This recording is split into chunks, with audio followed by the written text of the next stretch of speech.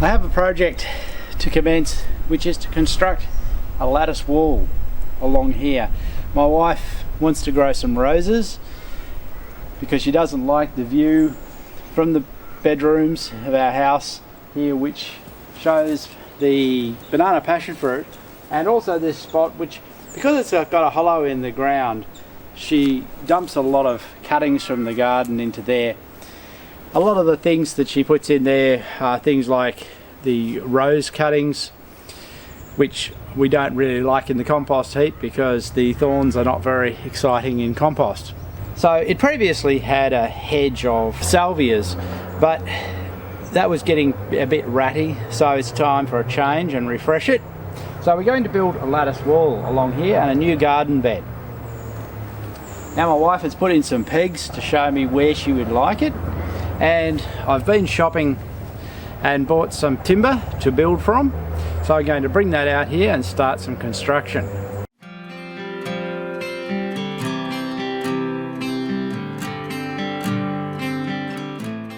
Thankfully, the design that my wife has requested is a nice simple one. And I'm using 3 90 by 90 posts. Now I've previously checked these out in the shed to take 3 rails. Checking them out means that they'll have a little more strength in the design, some side bracing, not just relying on the concrete in the ground. So adding the rails is nice and simple since it's all previously cut to size. Now of course, to get this square, the most accurate way is to measure the diagonals and ensure that they are equal. Now that it's square, I'm going to fasten the corners with batten screws. These are my favourite fasteners. 100mm batten screw, fantastic item to fasten things together with. So much superior than the old nails that we used to use. One of the major advantages of the screw is that you can actually take it out again. I will pre-drill simply because it makes it a lot faster and a lot easier on the impact driver to put them in.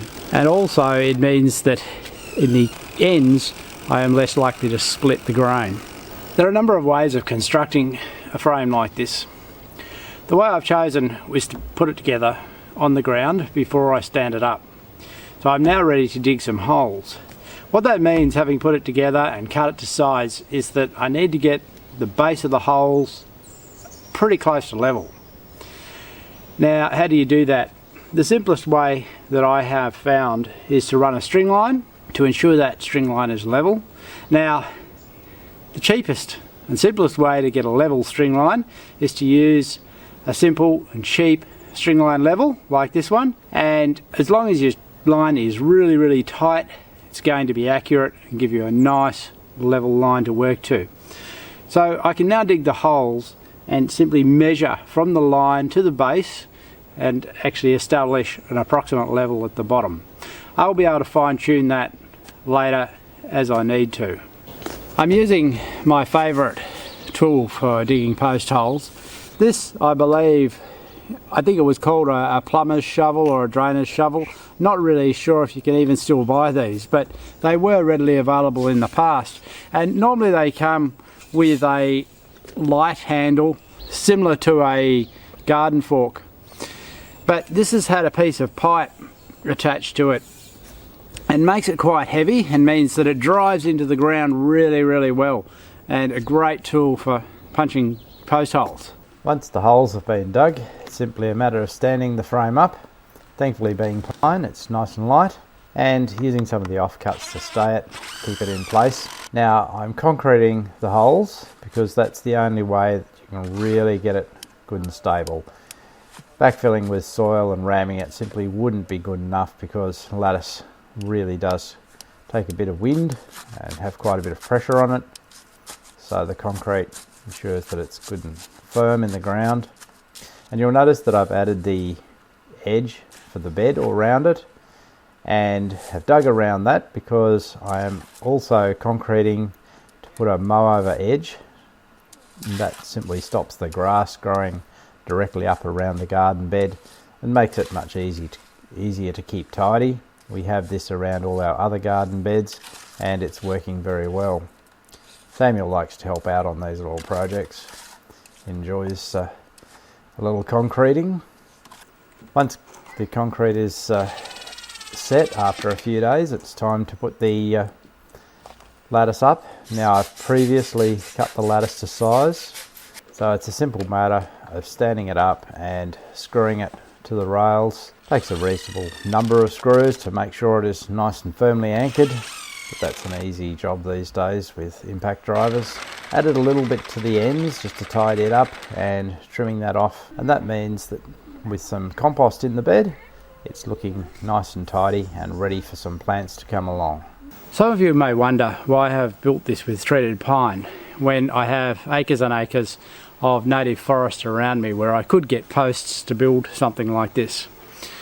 The reason is, when I first came here, I built a lot of things out of the eucalypt posts that were in the forest. But what I've found that within 10 years, basically all of those have completely decayed, fallen over. They rot at the ground level within the top 4 inches of the soil, where there's a lot of active microbes in the soil and a lot of change in moisture. They rot off very quickly, and what you've constructed is gone. And you've spent your effort in creating it for no good reason. So as I get older, I really find that I don't want to be building things again. I want to do it once and it to last. And that's why I've chosen treated timber to build this, because I know it will last. Also, the roses that are going on here are going to last many decades, potentially, if they're cared for.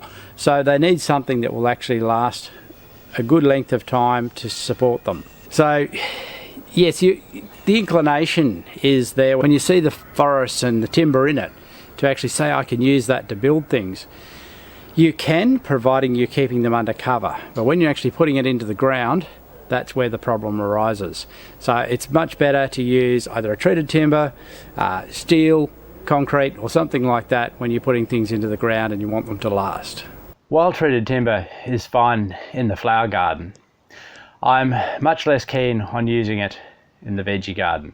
Now, you will find small amounts of treated timber in my veggie garden. However, I really prefer to avoid it, and I much prefer metal raised beds like these as opposed to building raised beds out of treated pine. While there's been a lot these days in terms of reducing the chemicals that are used in the treated pine and them not being as toxic, I'm still rather wary, and I prefer something that is going to give off a lot less chemical. However, that said, I can't claim that using something like Zincalume, particularly when it is new, is going to be entirely free of chemical. If you're buying new Zincalume for use in raised garden beds, it's probably advisable to give it a little bit of weather and get a good wash before you actually use it in the garden, because you will find that new Zincalume will give off some form of chemical. I'm not sure what it is, whether it's the zinc coming off or something else. You'll notice this particularly if you have the Zincalume sheets, corrugated sheets sitting together. You will actually see the yellow liquid that appears between them. But this is only when they're new. Once they've aged a little and been washed by the rain, or you can wash them off with a hose, this actually seems to stop and there isn't anything coming off them. And then they're really good for use as a raised garden bed, and much better, I think, where you're actually looking for your food. Now, as for the lattice wall, it is now waiting for the roses to come in a couple of weeks to plant, and I'm sure it's going to look really good in future years.